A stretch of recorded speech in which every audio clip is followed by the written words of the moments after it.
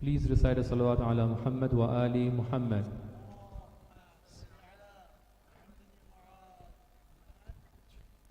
أعوذ بالله السميع العليم من الشيطان اللعين الرجيم. بسم الله الرحمن الرحيم. وبه نستعين إنه خير ناصر ومعين. وصلى الله على سيدنا محمد وآله الطيبين الطاهرين. اللهم صل على محمد وآل محمد وعجل فرجهم. I hope ladies are there as well. So from gents they can ask the questions directly, but from ladies maybe someone can write the questions down, or maybe if there is anyone who can make a contact from the ladies. So if there is any question, they can also share their questions with us. So for our discussion, I'm just going to have some minutes of discussions first, and then I'll be at your service to receive your questions. After each question, we'll be continuing our discussion over here. Comparing to yesterday, the number of the people is very less, but still the discussion is very important. That is why I said I'm at service. If there is any question, people can ask, and if that is another sign that definitely people are having lesser doubts and all. That is why people didn't come. So they are feeling very yaqeen in their qulub, in their hearts. That is why they said there is no need for such discussion of question and answer. That is why they didn't come. Anyhow, we are seeking tawfiq from Allah subhanahu wa ta'ala, that even if there is any question, any doubt in our minds, we become patient enough to understand whatever answer is there, and even if we are not understanding the answer, we shall remain patient until we get an explanation.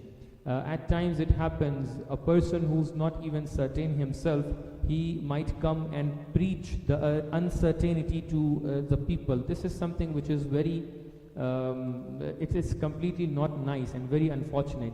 If I have a doubt, if I have a yaqeen, I can preach the yaqeen. But if I have a doubt, I shouldn't be preaching my doubt, because doubt can be cleared later on. If I have yaqeen, in terms of like sharing the yaqeen and sharing the knowledge with other people, we shall be sharing that. Okay, so starting with this ayah of Quran, أعوذ بالله من الشيطان الرجيم. وَلَقَدْ كَتَبْنَا فِي الزَّبُورِ مِنْ بَعْدِ الذِّكْرِ أَنَّ الْأَرْضَ يَرِثُهَا عِبَادِيَ الصَّالِحُونَ. Surah Al-Anbiya, ayat number 105. I hope when Ammar is sending the program live, he can send my screen as well.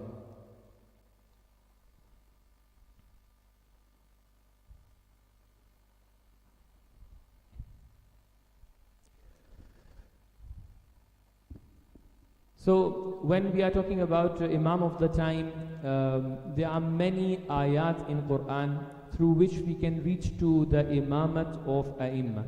Definitely Rasulullah was appointed by Allah subhanahu wa ta'ala, and there is no doubt in it. After Rasulullah, we have numerous ayat through which we can prove the imamat and this chain of khulafa after him. So ayat Tabligh is there, which was having the main news of imamat after him. Ayat Ikmal is there, ayat Wilayat is there, and based on many ahadith we can easily denote that the silsila, the chain of imamat, is completely substantiated with the proofs. Point number 2 that we shall consider over here is that when the discussion of imamat is there, at times I saw that some of the people are having this idea that we might only prove the imamat and even details of the imamat from inside the Quran. This idea is very scary.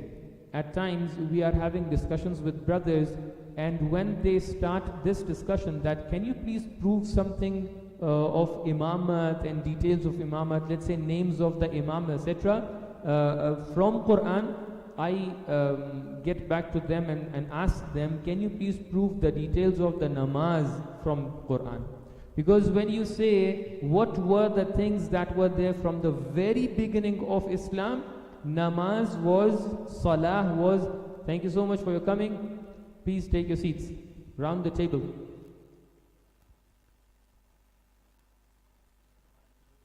Allahumma salli ala Muhammadin wa ali Muhammad wa ajil farajahum. Yeah, we have some space over there as well. Okay, if you can find a space, that's completely okay. So let me ask a question from these young boys who came here. So was namaz there from the very beginning of Islam? No. When namaz was legislated? You know when was the time when Rasulullah started to recite namaz, to perform namaz? Apparently it was even from before the announcement of Islam, isn't it? Even before the announcement of Islam, Prophet used to go to Kaaba and used to recite with Lady Khadija and Imam Ali. And these are, by the way, proved by the ahadith.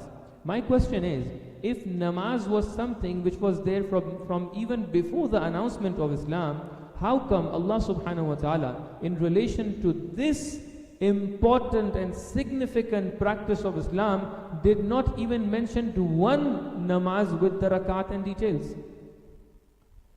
If this is the criteria that we shall be having the details of everything in Quran, why there is no mention of numbers of rak'at, of details of namaz in Quran? This is a clear message for people who are thinking that we shall be having everything from Quran, because everything is not there. Allah subhanahu wa ta'ala clearly says, وَأَنزَلْنَا إِلَيْكَ الذِّكْرَ لِتُبَيِّنَ لِلنَّاسِ. O Prophet, we have sent down the dhikr, Quran, onto you so you can explain Quran to the people. So it was a duty of our Prophet to explain the Quranic verses and the Islamic concepts to the people. So many of the things, because I presented the example of namaz because namaz was a very important practice of the Muslims at that time. They were performing namaz 5 times a day, or at least 3 times a day, with having 2 namaz together. But there is no mention of any detail of namaz inside Quran. Only the concept is there. So that is why, please understand this thing and don't have double standards in this regard. If you are having one standard that details of namaz is not there in Quran, only the general concept is there, please have the same standard in relation to other concepts, including imamat of imams. So now, based on many ahadith, I'm not going to go into many of the ahadith which are denoting the concept of man mata wa lam ya'rif Imam Zamanihi, whomsoever is departing this world and he does not have the ma'rifah of Imam of the time, he is dying with the mouth of Jahiliyyah before Islam. So that is why it is also denoting the necessity of an Imam in every time. And then the 4th one, that Allah subhanahu wa ta'ala has made the mediators as imams. Bikum fatah Allah, bikum yakhtim, bikum yarzuq min as-sama. These are the things that we can find out in many of the ahadith and ziyarat. Now, so that was one aspect, that in every time we shall be having a wali, a imam. The second aspect which I want to reach very quickly is the wiladat of imam of the time. Wiladat can be found in 2 major sources. One of the sources that we can find the wiladat of Imam Zamana are the books that we have in the Sunni resources. I just presented one example over here from Mas'ud al-Shafi'i, who was living at that time, who died 90 years after the wiladat of Imam Mahdi. Means he was living in the 4th and 5th century. At that time, he was 3rd and 4th century. At that time, he has a book of Muruj al-Zahab in volume number 4, page number 160. He mentions this thing. He says what? Al-Imam al-Thani Ashar. While mentioning that who is the 12th Imam, he is Shafi'i in his madhab. But he mentions, وَفِي سَنَةٍ سِتِّينَ وَمِئَتَيْنِ. In the year of 250, 260.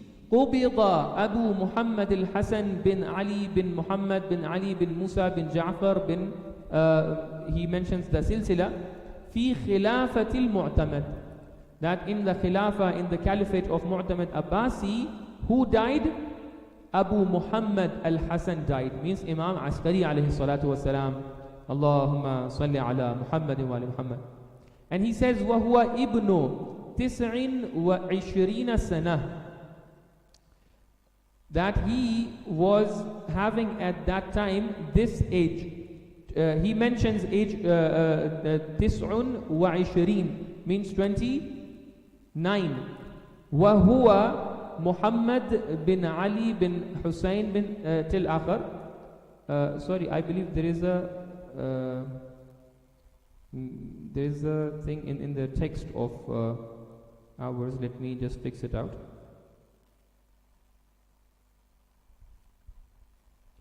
It should be like this, that this Imam who's dying in 260, he is the father, huwa Abu, father of who? Al-Mahdi al-Muntadhar. He is the father of Mahdi, Imam Mahdi, who's what? Who's awaited, who's promised. He mentioned in Muruj al-Zahab. Then I've mentioned over here these something around 10 or 11 books where we can find that the brothers, Sunni brothers, they have mentioned the name of Imam Mahdi and his wilada in these books. Now, since we are believing that we are not relying upon the books which we are not believing those books are authentic, that is why we have to mention our books as the ones authentic ones. So I'm mentioning over here the major Shia references. So biggest and most authentic Shia reference that we mention is Usul al-Kafi. Now let me denote one of the fallacies that we have in this regard. The fallacy that we have is that people are making a fallacy over here that Imam Mahdi's wilada in Usul al-Kafi has been mentioned in a chapter, whereas there are only something around 25 to 30 ahadith, and some of which are not very much authentic, so that is why you cannot rely upon those ahadith. Yes, Qambar bhai? But my question is that they are not referring to the chapters which are indicating to the wiladat of Imam Mahdi. They are talking about the chapter which is talking about wilada, but they are not talking about the chapter which is talking about the ghaibat-e-sughra. So ghaib, answer me, ghaibat-e-sughra can happen without wilada. Sajjad bhai, ghaibat-e-sughra bagair wiladat ki ho sakti hai? Nahi ho sakti hai. So even the chapter of ghaibat-e-sughra is based on wilada. So whatever ahadith we have in chapter ghaibat-e-sughra are also denoting the wilada. Whatever ahadith we have in ghaibat-e-kubra are also approving the wilada. So in this manner, and even in the same Usul al-Kafi, we have many chapters which are related to Imam of the time, even explaining his all aspects of his life. So that is why for this purpose we have to look to Usul al-Kafi, that in Usul al-Kafi, because Usul al-Kafi, the author of Usul al-Kafi is living in the time of minor occultation. So that is why he was very near to the time when Imam was living at that time. So now I just want to mention some of the ahadith over here. So this thing where I mentioned towards you in front of you, that chapter 73 onwards, you can find out many chapters are related to Imam of the time. But I here just wanted to show to you the chapter. Just open it in front of you so you can have a relative understanding of what I'm saying. So this is, by the way, this is the website thaqalain.net. You can find out Usul al-Kafi over here, volume by volume. So I just opened volume number 1, and I'm going to Kitab al-Hujjah, means the divine proofs that we have. So the book of about people with divine authority, and reaching to the chapter where we have chapter number 73. So as you can see over here, that clear proofs about the, okay, this one, chapter number 75, is about the clear proofs of Imam al-Mahdi. Then we have explicit testimony as a proof of the owner of the house, divine authority. Then list of the names of people, of those who saw 12th Imam. How many ahadith? 15. Kambarai, can you calculate? 15 are the people, 15 ahadith over here, mentioning the names of the people who saw Imam Mahdi. 15 plus.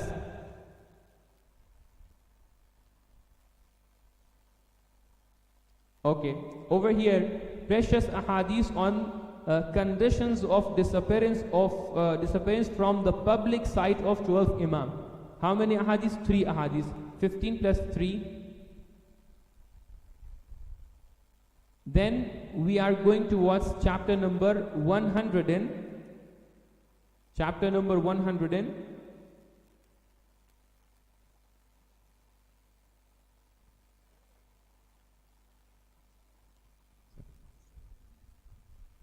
okay.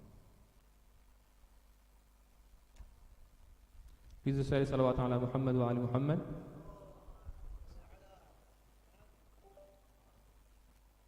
Do you have the screen? Okay, this is the chapter number 125, where we have 32 ahadith plus 32. Kamar bhai? This is the birth of the possessor, means WILADAT sahib. You call Imam Sahibul Zaman. So this is the chapter of birth of Sahibul Zaman. As you can see over here. ولد لنصف من شعبان سنة 55 He was born in 255 of after Hijrah. Then you can have this hadith. وولد له ولد سماه محمد. For Imam Askari there was a son who he named as Muhammad. Then we have this hadith. You can find out 32 ahadith over here. Just to complete my deduction,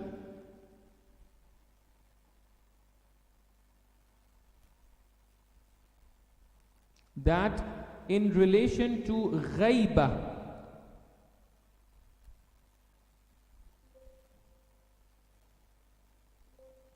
occultation of Imam, we have a number of chapters. I believe it was something around 80. So when the ghaibat sughra and ghaibat kubra are being mentioned, these are based on wiladat of Imam Mahdi as well. So when the issue of disappearance, as you can see in chapter number 80, 31 ahadith are there. Some of them are talking about general ghaiba, some of them are talking about ghaiba that has happened. So let's take half of the ahadith in this regard, 15 ahadith. How many ahadith now we have? 90? 97. Now my second part of deduction, my argument is that if you author a book, let's say I'm asking you to give a speech over here, and your speech is for 10 minutes. In this 10 minutes, you are going to talk about Jamil. If you are giving us a speech of 10 minutes, and I'm asking you to give a speech of 10 minutes, how many minutes you are going to recite Masaib? Let's say 1 minute, 5 minutes. Okay. Can we oppose this guy that why you are reciting Masaib for only 5 minutes? Why aren't you reciting for 20 minutes? Or let's say, can we oppose that why are you reciting the khutbah for 1 minute only, whereas Maulana is reciting for 10 minutes of khutbah? Can you oppose? You cannot oppose. Why? Because the whole majlis is for 10 minutes. So your khutbah should be only 1 minute. Otherwise, if you want to do the khutbah for 20 minutes, your majlis would not be there. So this person, Kulaini Sahab, is authoring a book. Just have a look of number of ahadith. You are having the screen, yes? At the right corner, you will find the number of ahadith in each chapter. I'm just scrolling it without going into the details. You also find out how many ahadith are there. If you take a common number, you can find out how many ahadith in each chapter is there. See over there?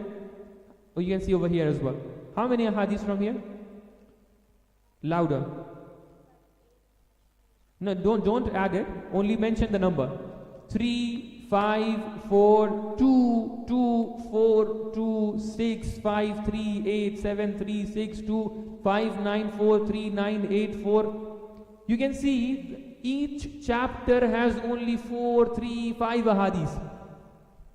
So a person who is presenting only 3-4 ahadith in each chapter, this is a person who's presenting a speech of 10 minutes, 20 minutes. He cannot present a khutbah which is 20 minutes. You took my point. That a person who's writing a precise and brief book, he cannot present hundreds of ahadith to you. Even then, he was presenting 5, 4, 10 ahadith in each chapter. He presented 30 ahadith for Wiladat of Imam Mahdi, because this topic, this discussion was very important. Whereas, based on our argument, we could find something around 90 plus ahadith which are directly or indirectly denoting the Wiladat of Imam Mahdi. So isn't this enough from this authentic book to prove the Wiladat of Imam Mahdi? So this question or demur, objection that Wiladat of Imam Mahdi cannot be proven from the book of Usul al-Kafi is completely baseless.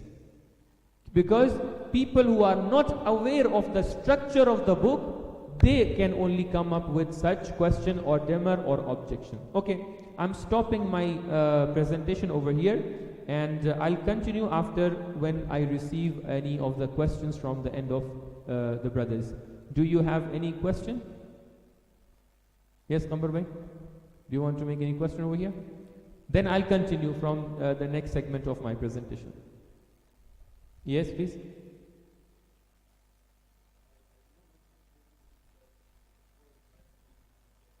Okay, so what I meant by that is that if I'm authoring a book which is a short book, so I will definitely mention for each chapter only few of discussions.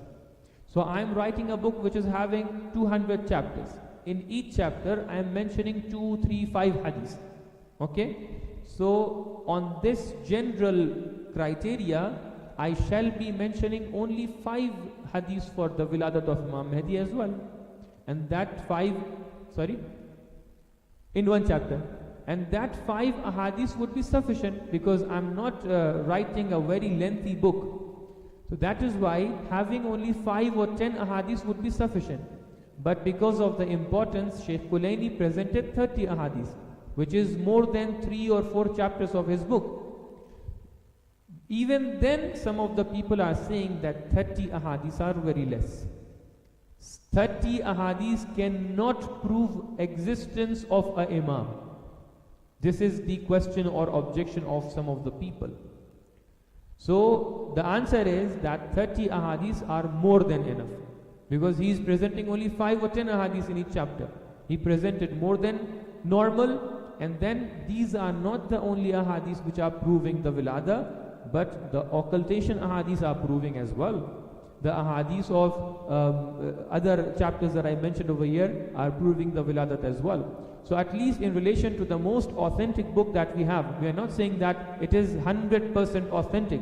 Yes, some of the da'if and weak ahadiths are there in Usul al-Kafi as well. But when you go through the ahadiths, you would find out that many ahadiths from these ahadiths are completely authentic. And I have a discussion in this regard, whether we shall be relying upon the discussions of Rijali people. Rijali people are the people who are telling you who are the authentic ravis, authentic narrators, and who are not. You know, the whole science of Rijal came to existence by people who are living in 5th century. These people are coming to tell us who is the authentic Ravi in the 3rd century. So how come a person who's living in the 3rd and 4th century, Sheikh Kulaini, he does not know that, for example, Hilal-e-Karhi is authentic or not, but a person who's coming after 200 years, he knows whether he is authentic or not. So this is a fallacy, because some of the times, let's say I'm narrating something from Kambar Bhai right now. If I'm narrating too much things and I'm mentioning him in my books many times, this is a clear sign that I know that Kambar Bhai is an authentic person. After 200 years, nobody can say and come and say that, okay, Qambar Bhai was not authentic.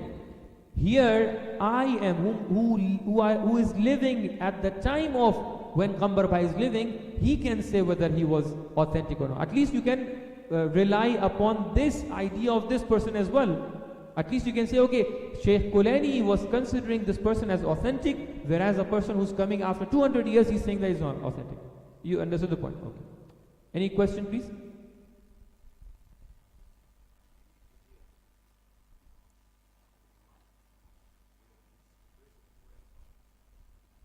Present appearance.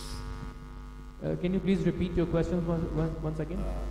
Do you have any idea, or maybe there's any hadith of our Imams, his present whereabout and his present appearance? Okay. You mean like where he lives? Where is he? Where is he right now? Right. Okay. So, okay, thank you. Thank you for your answer. So basically, we have a number of ahadith that where the meaning of the ghaiba is explained. That what does ghaiba means? Does that mean that Imam has been taken to the heavens? That Imam is not living in this world? No, the meaning of ghaiba is not so. Ghaiba does not mean that Imam is not living amongst us. Ghaiba means that we cannot identify him.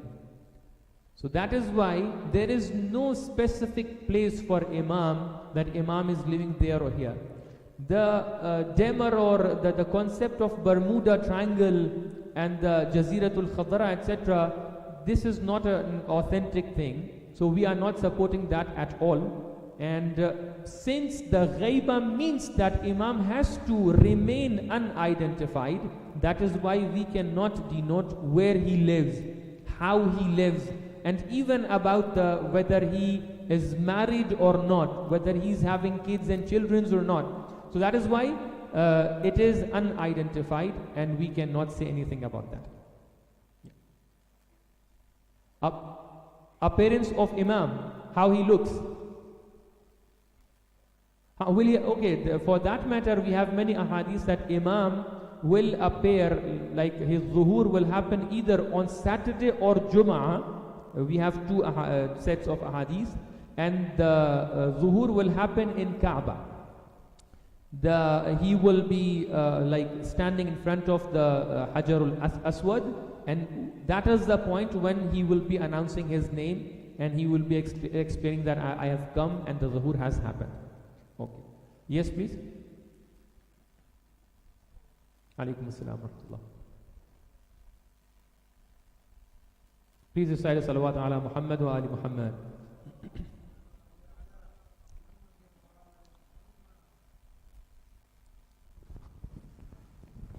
Assalamu alaikum. Alaikum assalam wa rahmatullah. Mulana, in complete ignorance, I'm going to ask this question. Okay. And this question is referring to your statement of Bermuda Triangle and Jaziratul Qadra not being an authentic belief that we have. Let me just clarify this point before you go into the detail.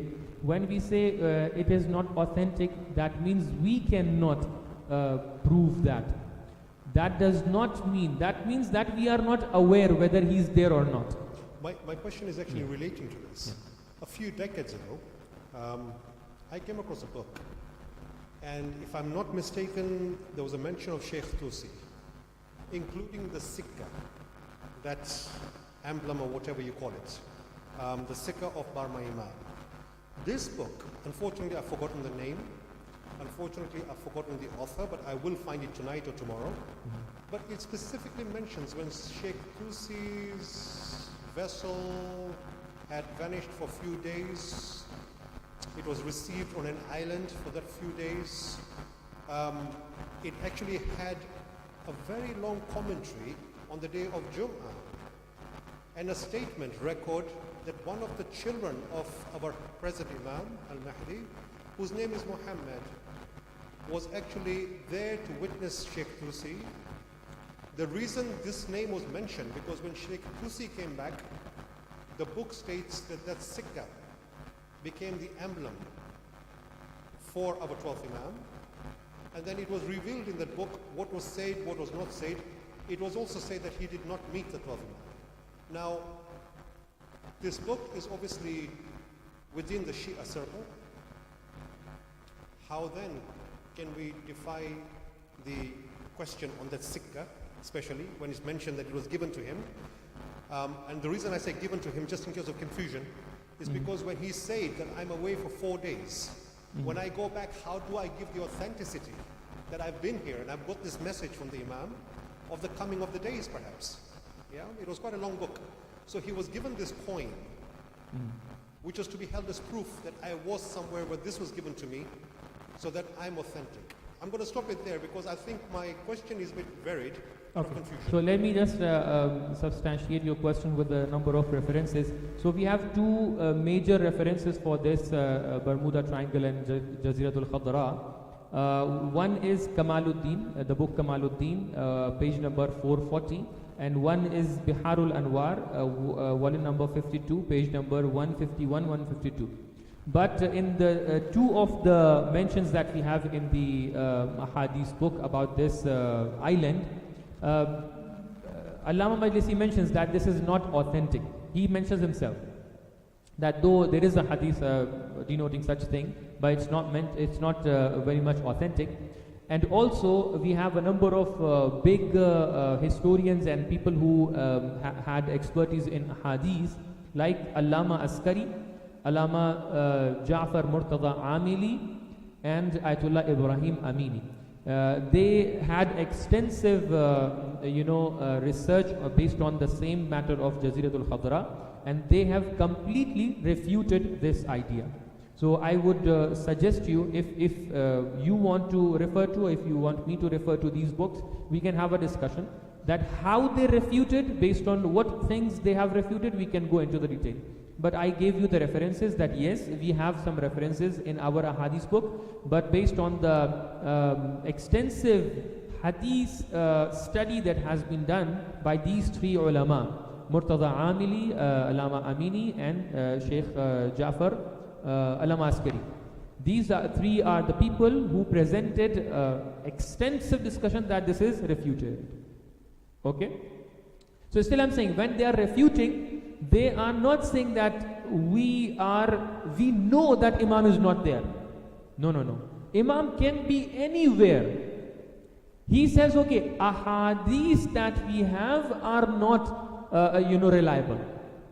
That is the deduction or the conclusion of the discussion. That does not mean Imam cannot travel to that island. Imam can travel to that island. Imam can travel to Mombasa, can travel to Makkah, Medina, Karbala, Najaf, everywhere. So including that island as well. So we are not opposing Imam's presence over there. We are saying the ahadith that are denoting this fact and reality are not reliable. Thank you. Jazakumullah. Any other question? Maybe I can continue some of the slides, then we'll be back to our next question. So very quickly, Sheikh Mufid also in his book Al-Irshad, he presented a number of discussions, of which we have the Wiladat of Imam Mahdi over there. وَكَانَ عُمْرُهُ عِنْدَ وَفَاتِ أَبِيهِ 5 سِنِينَ. That when his father passed away, his age was only 5 years he was 5 years old. Then we have a number of ahadith where we have this concept that Imam Askari not only presented the discussion, but also with his actions he made people know that Imam Mahdi is there and the last Khalifa is there. Even Aqiqah of Imam Mahdi, he sent the Aqiqah of Imam Mahdi to all of the Shia at that time.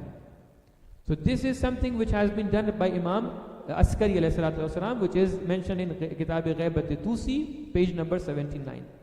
Then Imam Askari showed Imam Mahdi to Muhammad bin Uthman Samuri and 40 other people, and he said, "Hada imamukum min ba'di wa khalifati alaykum ati'uh."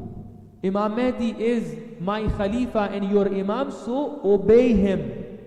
He explicitly mentioned that. This has been mentioned in the book Kamaluddin of Sheikh Saduq, volume number 2, page number 435.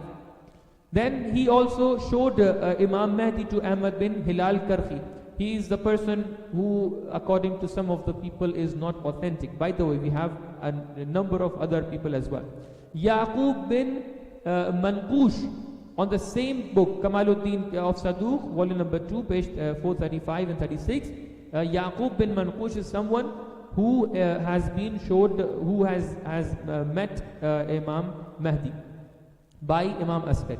And then from the household, the sister of Imam Askari ﷺ was someone who was there at that time for the birth of Imam Mahdi, and she is the eyewitness of the birth of Imam Mahdi. And later on, many of the people who were narrating the ahadith, they have narrated the ahadith from Hakima Khatun, that she was eyewitness of the birth of Imam Mahdi, the way we have in a hadith that it happened at the Fajr time. And even the mother of Imam Mahdi didn't know that this is going to happen, because it was a miraculous birth at that time. Because if it was a normal birth, definitely at that time the hukam, the rulers were, they would not allow this birth to happen. So these slides are mentioning and proving that not only in ahadith but also by the actions of our imams, the wiladat of Imam Mahdi is approved. Now I'm just going to watch one of the demos, one of the questions that we have, that some of the people are saying that the signs of birth and pregnancy was not there when Imam Askari departed from this world. Just let me just answer this question very quickly. If the signs of pregnancy was not there at the time of shahadat of Imam Askari, shahadat of Imam Askari happened when? Happened when? 260, yes? And according to our many narrations that I mentioned, Imam was born when? 255. Imam was 5 years old at that time. So how can his mother be having the signs of pregnancy at the time of Shahadat of Imam Askari? It's a baseless question and baseless demo that we face. Okay, so I'm stopping over here, listening your question. Then I'll continue with my slides. By the way, today we are not going to lengthen our session up to like 10 o'clock. Today we are going to finish our sessions maybe 8:40. So please make your questions very brief. Yes, please. Altaf, you have a question. Assalamu alaikum. Alaikum assalam wa rahmatullah. So the question I have is related to the ayat that you recited at the beginning from Surah Anbiya, ayat number 105. If we were to read this ayat, the English meaning of the ayat, it says, "And certainly we wrote in the book after the reminder that the land, my righteous servants shall inherit it." Of course, referring to the tafsir, this ayat is related to the 12th Imam. The question that I had is, how will the 12th Imam inherit the earth? Because in the ayat it does not say part of the earth, it says the earth. How is he going to inherit? And if he is going to inherit the earth, then in this earth there are properties or there are belongings. They may belong to, let's say, the non-Muslims. So how will that inherit take place? Thank you so much. A nice question, by the way, and definitely this is a discussion that we have normally when we are mentioning this ayah. So the concept of irth mentioned in the ayah, yarithuha ibadi salihun, can be understood by a number of things. Number one, irth can be understood by the worldly means, like material things, and can also be mean spiritual things. So, for example, when we are reciting the ziyarat-e-waritha, we say Assalamu alayka ya waritha Adam as-safatillah, Assalamu alayka ya waritha Nuhin Nabiillah. Yeah. So, what do we mean by warith? Warith, does that mean that let's say there was a house for Adam Safatillah and Nuhin Nabiillah and Ibrahim Khalilullah, and they left that house and then Imam Hussein is going to inherit? No, that does not mean that. That means the ilm, the attributes, the sifat, the authority, especially the authority, being the vicegerent of Allah subhanahu wa ta'ala, being the righteous people on the earth. These values, that spiritual values that we have, these divine values that we have, these are the things which are there, and they are going to inherit that. So in the same manner, answer number one is that Imam of the time is going to inherit the divine values of all the whole world. يَرِثُهَا عِبَادِيَ الصَّالِحُونَ. The earth has two values, physical value, the other is divine value. Imam is going to inherit the divine value.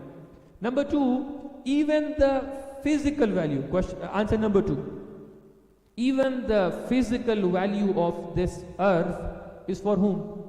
قُلِ اللَّهُمَّ مَالِكَ الْمُلْكِ تُعْطِي الْمُلْكَ مَنْ تَشَاءُ تُؤْتِي الْمُلْكَ مَنْ تَشَاءُ. O Allah, Malik al-Mulk, who is the owner of this universe? Who's the owner of universe? Is Allah owner of only, let's say, divine values? No, He is owner of your physical values as well, your physical belongings as well. So if Allah is the real owner of the things, then Allah can give His property to whomsoever He wants. So in that manner, even Imam can inherit that thing. And like if you are like connecting the chains of this, the people who are living in this world up to Hazrat Adam. All people are from descendants of Hazrat Adam. If a person connects himself through this chain, definitely he can be heir to all of these chains that we have. Because even Hazrat Adam is getting his belongings and powers and wealth and properties from Allah subhanahu wa ta'ala. So if Allah wants to give those property to anyone in this world, He easily can give those things to that Imam. Is that enough, or is something remaining? Anybody else, if there are any questions, they can also. Sure. Okay, can anyone is having a connection? There's a mic. Please, I'm at service. Please, if you can ask your questions, we are listening. If there is any ambiguity remaining, maybe we can continue after the session. Okay, thank you. Because we have to listen to other questions as well. Thank you.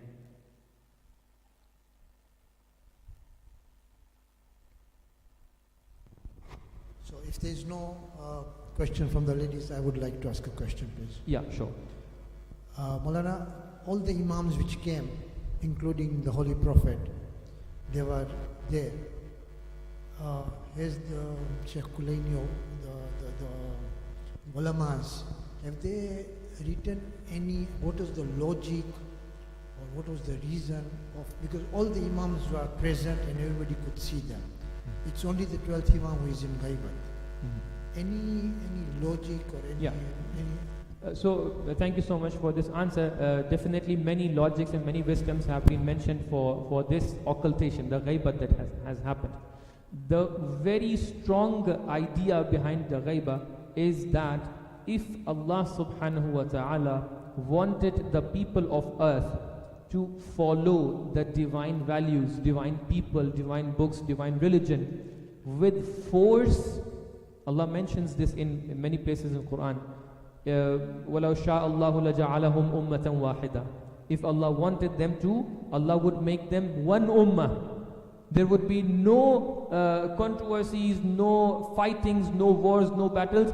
So if this was the case, that Allah wanted them to make them mu'min, make them good people by force, then Allah would never create human beings. Because angels were there. They were doing all ibadat, all the things without any willpower, without any freedom, without any ikhtiyar. So that is why the idea was to develop this hidayah, develop this character of human being with ikhtiyar. So that is why Allah has sent a chain of anbiya, chain of awliya, etc.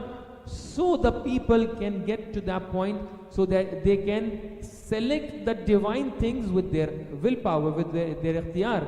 But when this did not happen, then Allah subhanahu wa ta'ala sent, and it is not the first time that Allah subhanahu wa ta'ala is sending some of his awliya to ghaibah. Allah previously had sent many of the awliyas to ghaibah. Allah had sent Hazrat Musa for 40 days into ghaibah. Allah even sent many of the nations into the state of ghaibah. Yesterday I mentioned in the session that Allah, when Allah commanded the Bani Israel to enter into the city, which was promised city for them, and they refused. They said, قَالُوا يَا مُوسَى اذْهَبْ أَنْتَ وَرَبُّكَ فَقَاتِلَا إِنَّا هَاهُنَا قَاعِدُونَ, that we are waiting over here at the door of the city. You and your Lord go and fight with the people. Yeah? At that time Allah made them wait for 40 years. Isn't this a state of ghaibah? State of not having any communication with Allah subhanahu wa ta'ala, not having any bounty from Allah subhanahu wa ta'ala. So this is a state of ghaibah. So Allah made many of the awliya go into ghaibah for some days, for some months, for some era, some years as well. Hazrat Isa, bal rafa'ahu Allahu ilayh. And Hazrat Isa was not killed at that time. Hazrat Isa is alive.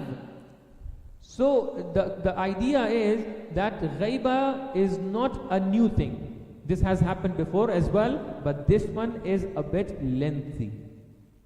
So that is why the idea was to give the human beings enough chance to select the divine values, divine books, divine religion with their willpower, with their ikhtiyar. And some of the other wisdoms are being mentioned as well, like the situation was not appropriate at that time. There was a fear of the assassination as well, etc.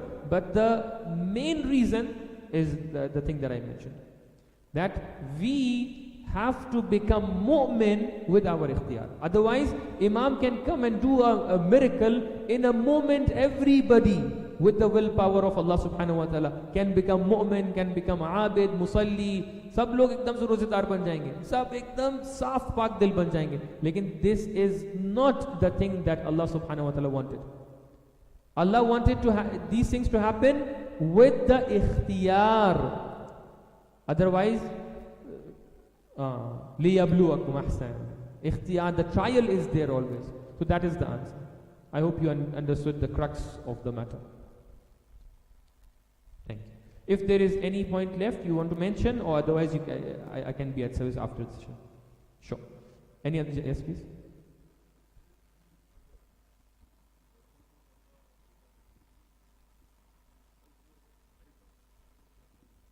So basically, if we are, it depends how we are explaining the ghaibah.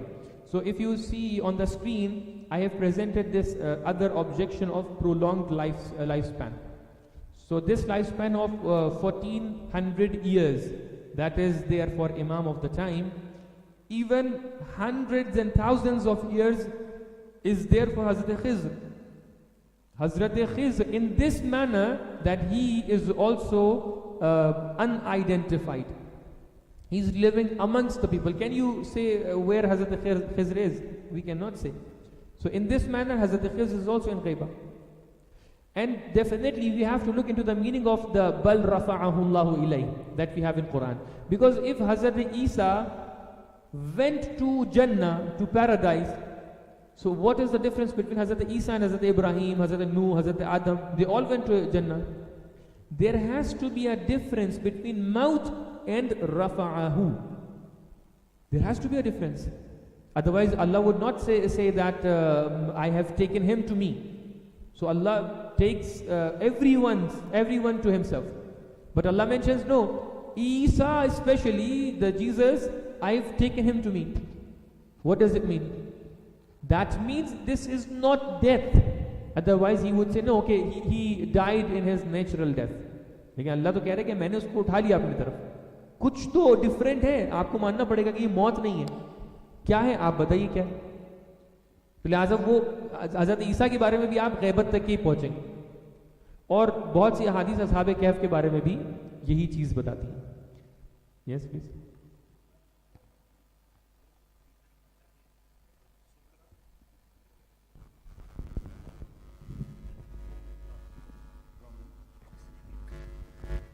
the logic behind Ghaibat al-Sughra and Ghaibat al-Kubra. And how long did that interval last between Ghaibat al-Sughra and Ghaibat al-Kubra? Was it like maybe 5 days, few hours, years? Okay. And second question. Let's just finish this one. Okay, so basically, the fourth naib that we have, he has got a letter from Imam of the time that you are going to die on 15th of Shaban. So there is no difference, there is no distance between Ghaibat al-Sughra and Kubra. The moment Ghaibat al-Sughra ended, that was the moment Ghaibat al-Kubra started. This is number one. Number two, this time span of 69 years that we have for Ghaibat al-Sughra, and then Ghaibat al-Kubra started, we can resemble it to the gradual revelation of Quran. Why Allah subhanahu wa ta'ala did not send 600 pages instantly?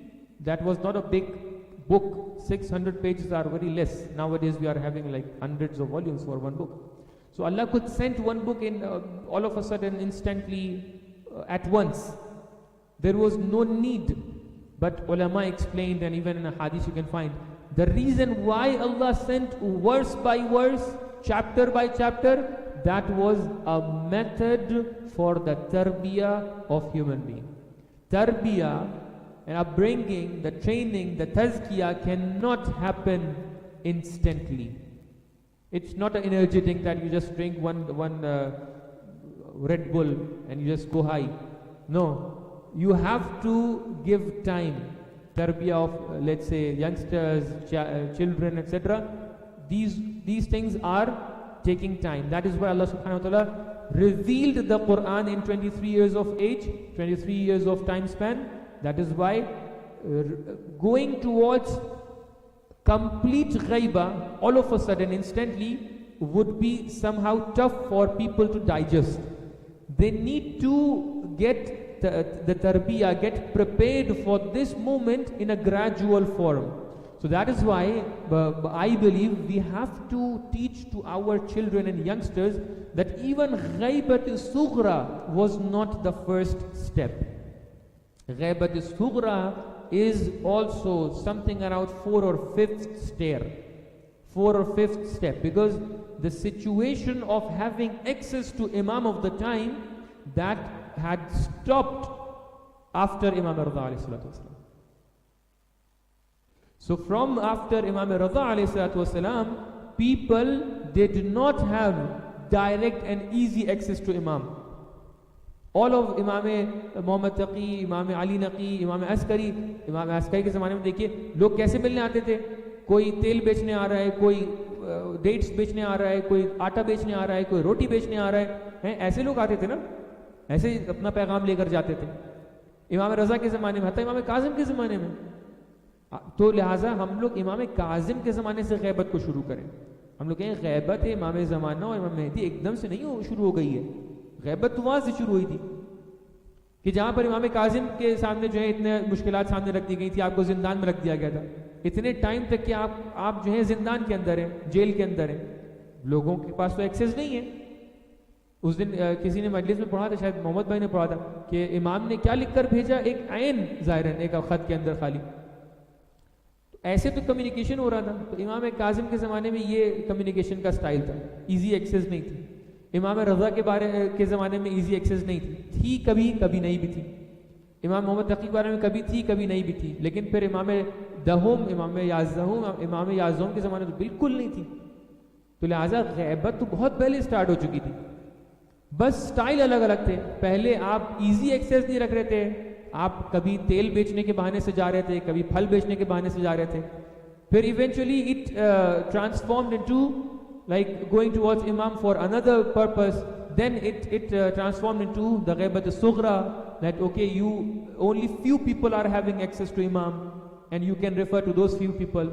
And then eventually it transformed into the complete Ghaibat, which is Ghaibat al-Kubra. I believe this is how we shall understand the concept of Ghaibat. Yes. So we are right now running out of time, but if all people are okay, I can be here till 12 o'clock. Okay. But three parts. Just one question in 3 parts. It's okay. In 3 parts. Please recite salawat ala Muhammad wa ala Muhammad. Wa salli ala Muhammad wa ala Muhammad. My question is out of curiosity. We seem to be emphasizing and looking at Imam Mahdi. Ajalallahu ta'ala farajah. However, the other question I have out of curiosity is his family. Is his wife granted that life? Or is he... Okay.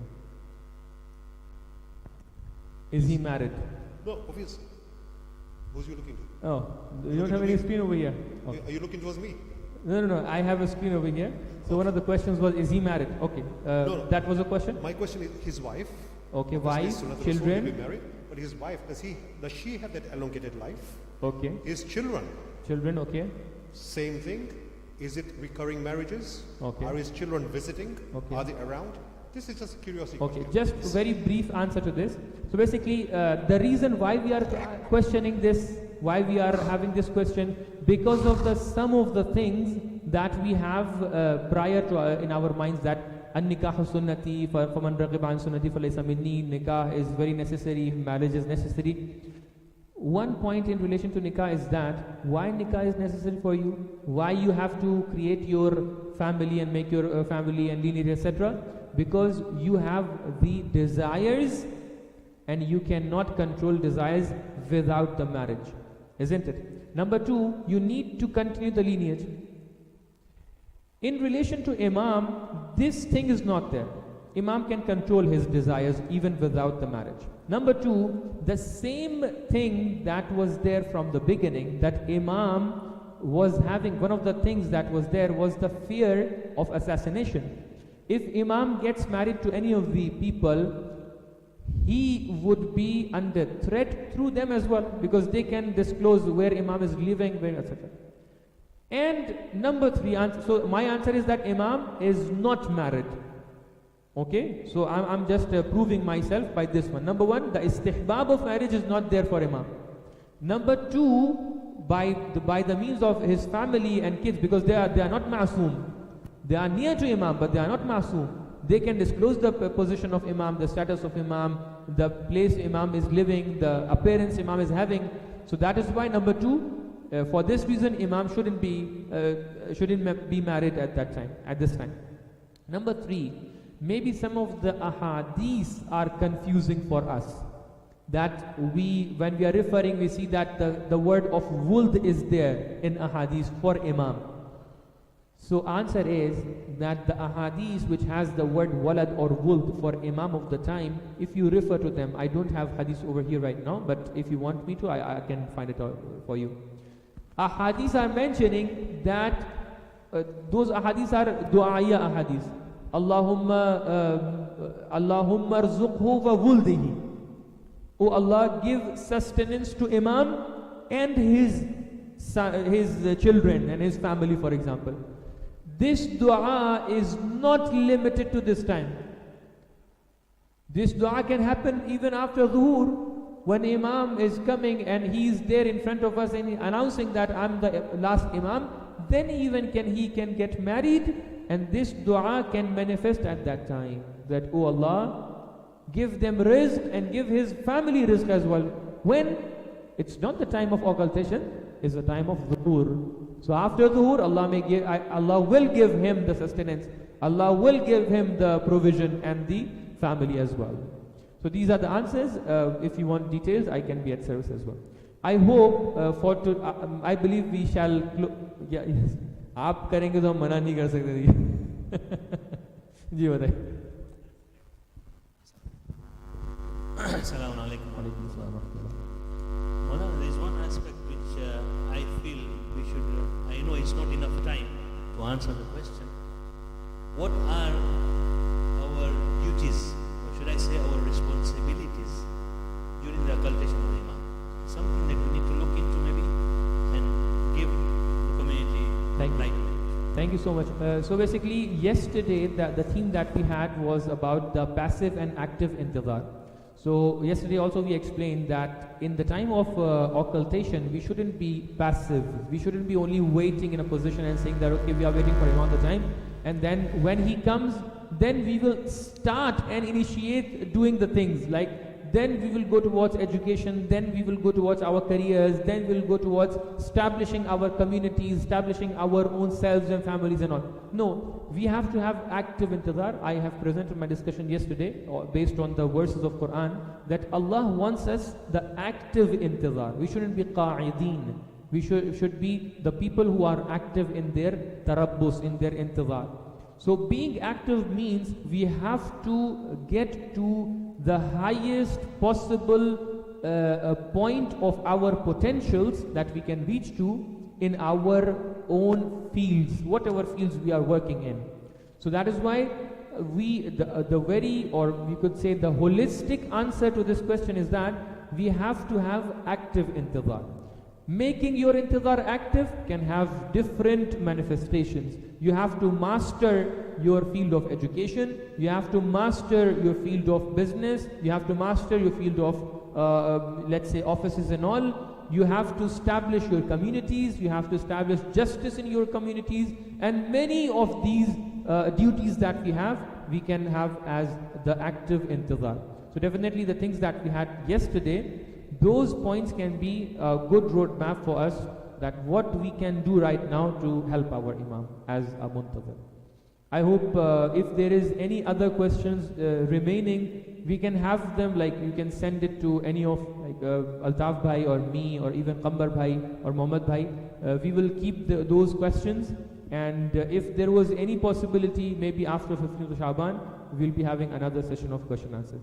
Is there any question remaining from your end? Anyone else? Do you have only one question, or is it question? Okay.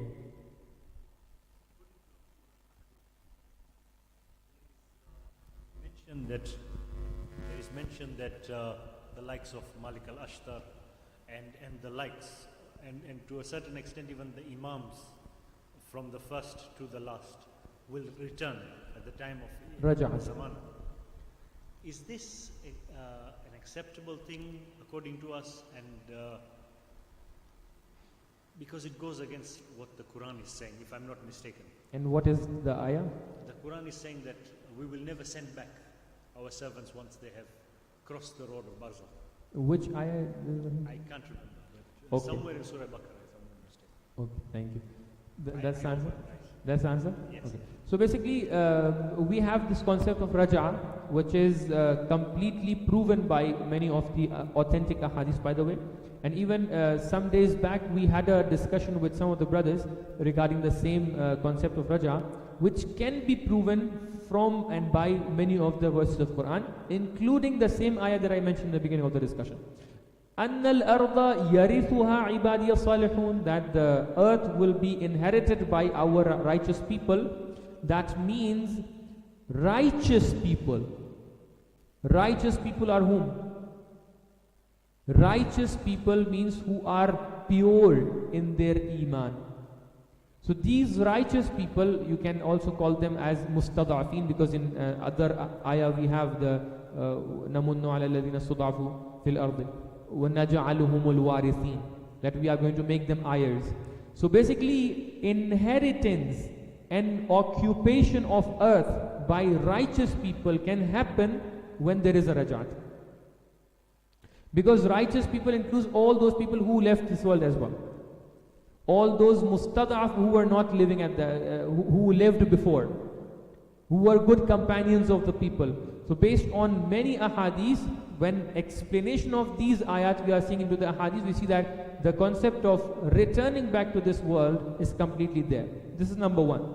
Number two, a number of people are not even died. Because we have to differentiate between shahada and the normal death. Shahadat is not normal death. If it was a normal death like any other person, why Allah is saying that those people are alive?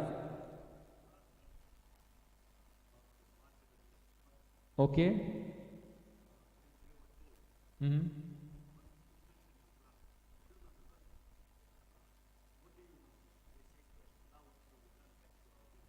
Okay, no, not the martyrs. These were for the people who were inside Jahannam.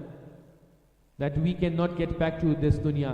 And that was for amal, not for jaza. Like they wanted to come back to the world in order to rectify their problems, rectify their mistakes, shortcomings, and then they wanted to do good amal so they can have a better position in Jannah. But this was not the case. Allah would never allow you to go back to do good things. These people who are going to have the position in after Raj'ah, these are the people who are getting their rewards in the shape of hukuma at that time, like being a waris and heir of this world, which is in the shape of a governance. Okay? So for approving this, substantiating this idea, we have numerous ahadith based on which the idea is approved. We can go into the details of discussion. Okay? Thank you so much. Jazakumullah khaira. Ahsantum. Thank you for your presence. I hope the discussion was beneficial. Maybe we can have, do you have any question? Thank you so much. Jazakumullah khaira. We are reciting the dua from the time. With this dua, that may Allah give us tawfiq to have yaqeen in our aqidah, in our life, because yaqeen is something which is beneficial for us. Doubts are always having destructions. That is why clear your doubts and reach to yaqeen. This is something which we are seeking from Allah subhanahu wa ta'ala.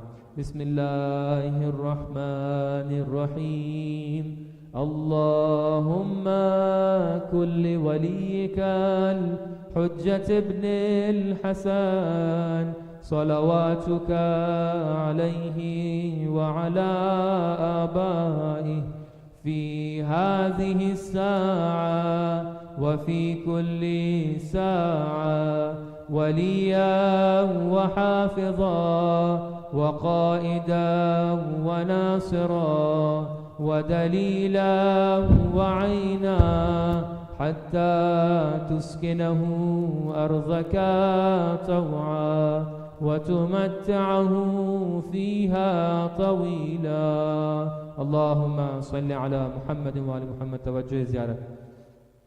صلى الله عليك يا رسول الله. السلام عليك يا حبيب الله. السلام عليك يا أمير المؤمنين. السلام عليك يا فاطمة الزهراء سيدة نساء العالمين. السلام عليك يا حسن المجتبى.